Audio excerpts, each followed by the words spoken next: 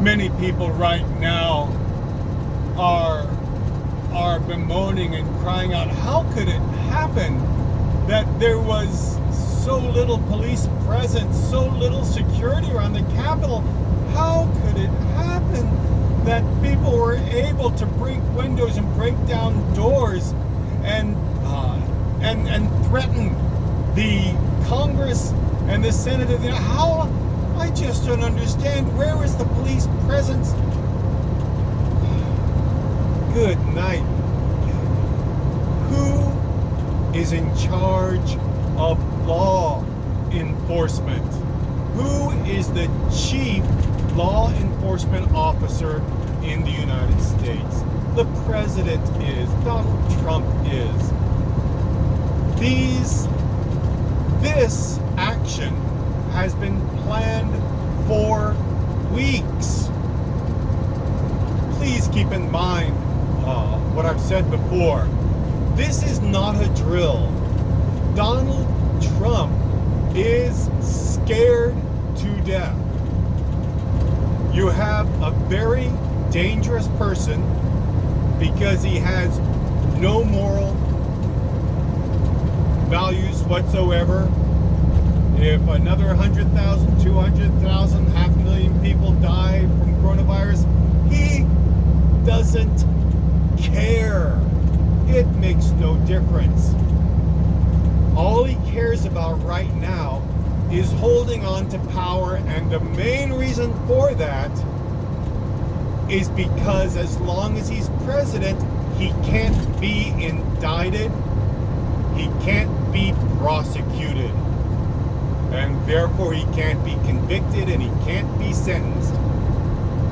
That he is frightened to death because he knows the crimes that he has done. He knows the obstruction of justice. He knows all the crimes that he has done.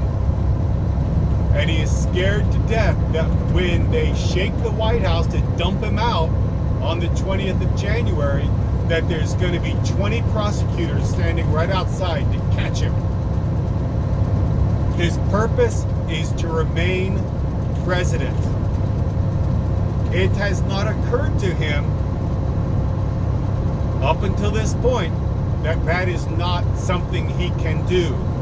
He really did think that if he sent his mob to the Congress and stopped the vote count, that somehow his supporters would be able to be bucked up so that it would somehow go to the Supreme Court and they would empower the legislatures of the swings of the battleground states. It doesn't have to be credible. It just has to be whatever chance he's willing to take because he is afraid of being held accountable for all the crimes that he knows he has done. This is his great fear. And as long as he's president, he has power over other senators and other representatives to get them to do what he wants them to do. There's been a lot of hand-wringing. How could all these Republican representatives in the House, how could they still vote to overthrow the election? Goodness, I'll tell you a quick little story. When I was a very, very young man, I was in a men's Bible study or something of that sort at a church, and it was a fairly large church.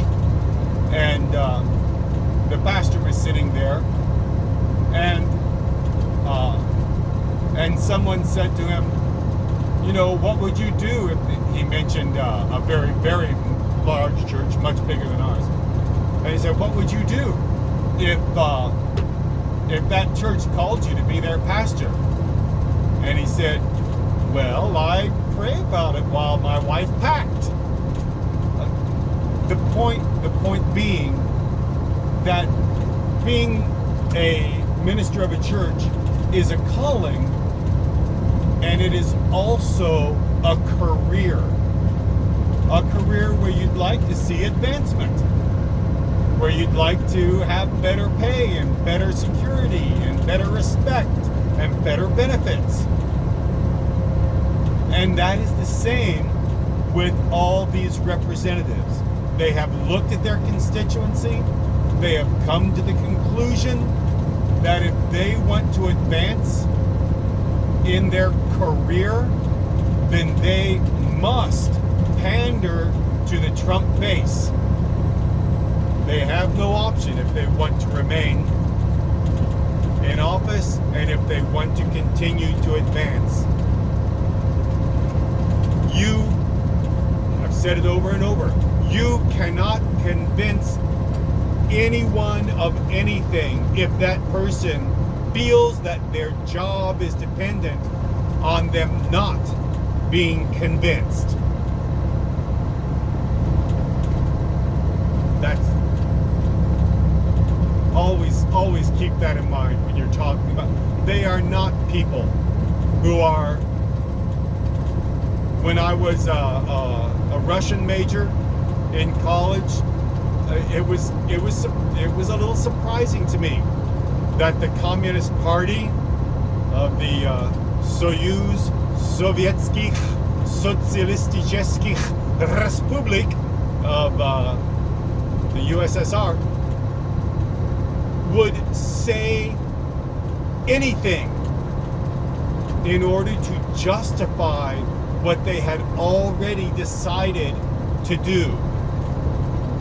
And that's where the Republican Party is.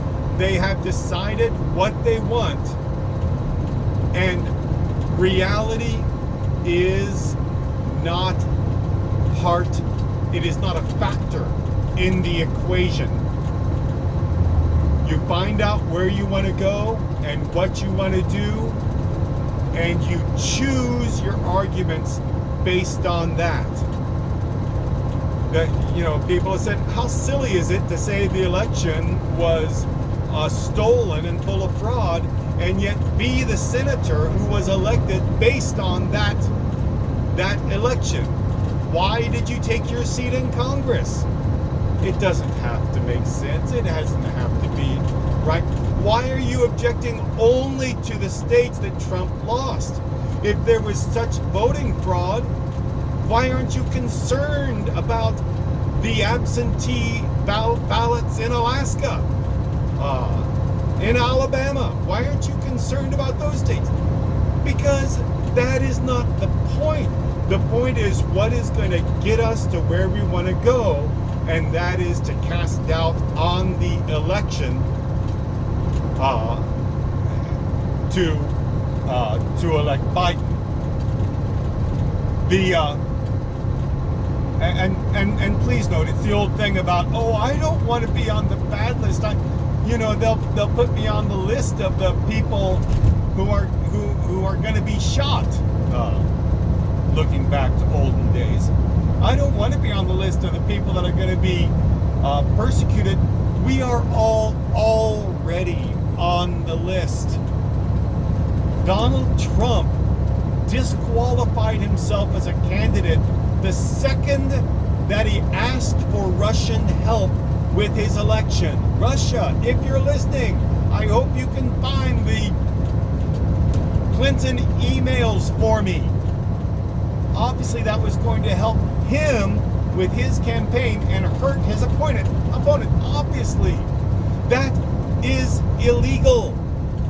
He should have been indicted right there. That was an illegal election, and he was not a legitimate president. Now, everybody says, you can't say that, you can't say that. Which is exactly what the Republicans are trying to push right now with Biden. The election was not valid, and Biden is not a legitimate president. You can't say that about Trump. I sometimes feel that Obama was thinking, we have to have a peaceful transfer of power, so we can't we can't indict Trump for his obvious crimes before the inauguration. Well, believe me, if Trump was able to do that now, he would. The timidity to confront and hold accountable Trump and his minions, it only comes back to bite. And if 25th, it's not gonna happen. That's the silliest thing.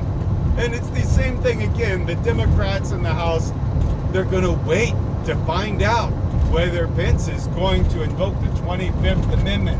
No, he's not. How long are you gonna wait? 6 days? There's only 13 days left. How long is it gonna take you to get your ducks in a row to start the impeachment process and impeach him again and send it to the Senate to have it be shot down, and he's still president during that entire time? How long did it take last time? A lot longer than 2 weeks. The whole thing is silly. The only solution, he's not going to leave office. He's not going to resign. That's silly also. We're talking about Donald Trump. He didn't have a moment of reflection and say, oh, that's okay. Biden's going to be president. We'll have a peaceful transition. He was forced to say that because he was afraid that his cabinet would send him out or that he might be impeached again.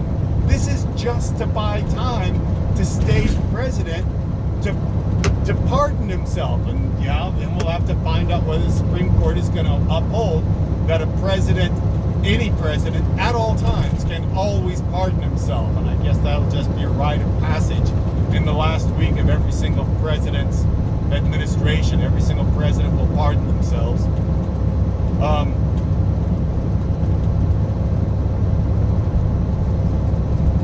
That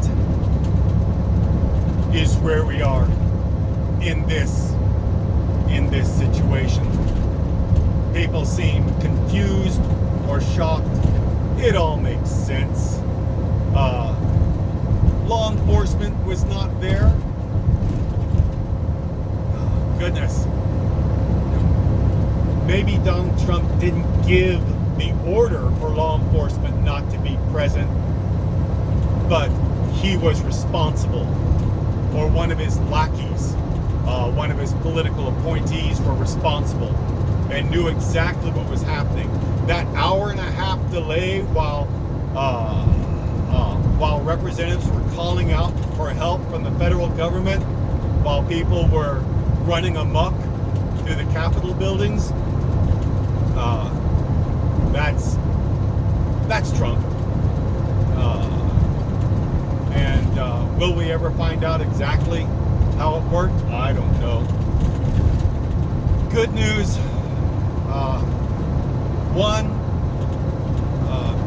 A bunch of attorneys general, federal attorneys general, my attorney general in my district has said that if anybody came from my state planning to participate in this insurrection, he says, I'm looking forward to them coming back to my state, to my district, because I will prosecute them. When they left as part of a conspiracy to do this, they broke the law in my district. Come to Papa.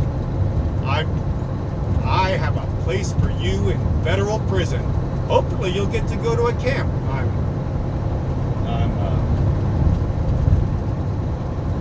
Anyway, 6-7 years in a federal prison camp, there is no parole. There is no lax. You might get a couple of months off if you behave very good. But in federal prison, you do the entire time. And so it's good to hear of attorneys general saying they're going to there's cameras everywhere, and the crazy people were taking pictures of each other. Everybody knows who everybody is. Almost none of them wore masks. They're Trump supporters. Of course they're not going to wear masks. Oh my goodness. So yeah, that's good news. They'll be prosecuted. And a lot of these people are the QAnon top people, because the top people are the ones who came to this rally. So, and the top of the top are the ones willing to go in and vandalize the rotunda and the Senate and the House floor. So that's good news. I feel, one, I believe Donald Trump is as scared animal's dangerous, but he's very frightened right now. And a lot of his supporters. Did you see Lindsey Graham jump ship? My goodness. And Mitch McConnell repudiating Trump. He gave a sop to in his speech, he gave a sop to his, oh, the Democrats did this life. The Democrats have done nothing of the sort that we've seen that the Republicans have been involved in through this entire presidency.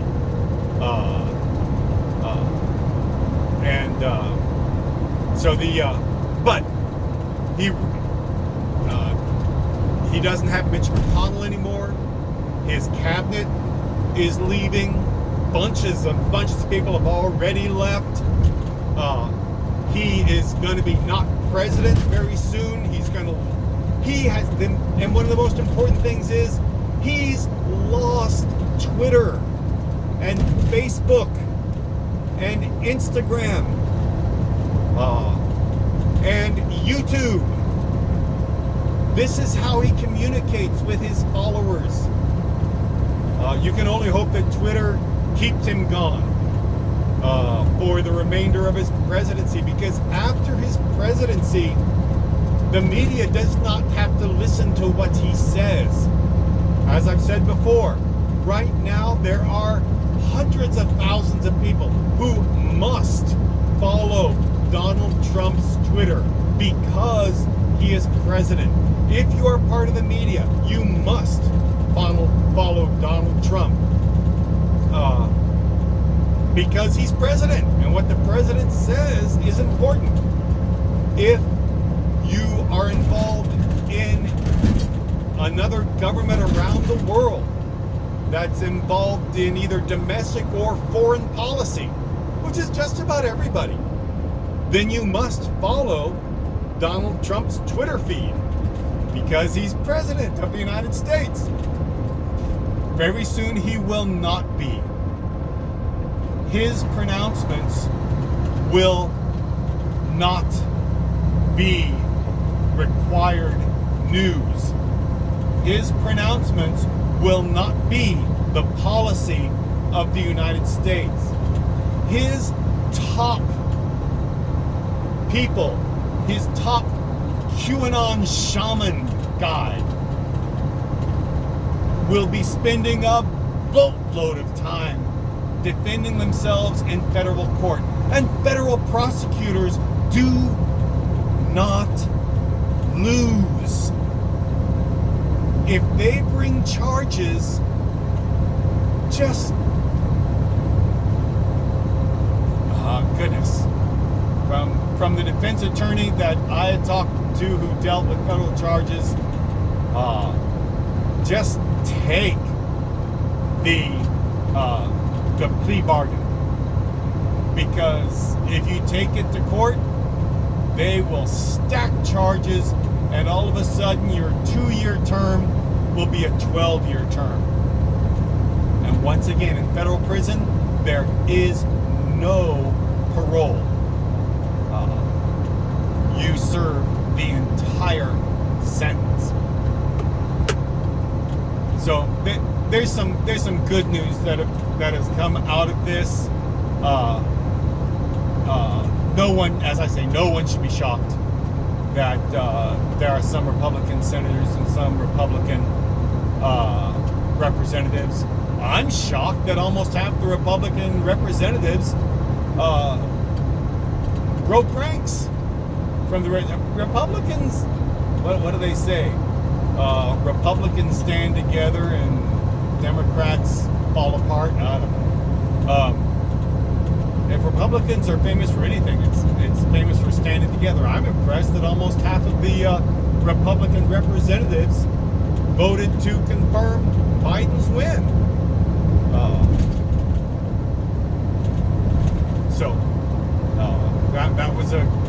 That was a calculated move. They're in there for the career. They're not in there.